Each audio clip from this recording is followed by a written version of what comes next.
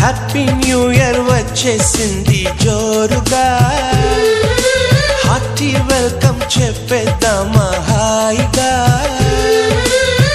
కొత్త కొత్త ఊహల్లో తెలిపోటిగా, మనసులోని ఆశల్ని పంచుకో బ్రదర్. గుండెలోని భావాలు గుప్పుమన్న ఈ వేళ, కదిలల్లే కాలపు కన్నెకి టాటా చెప్పుదామా. జనవరితో అడుగులు వేస్తూ ముందుకి పోదామా.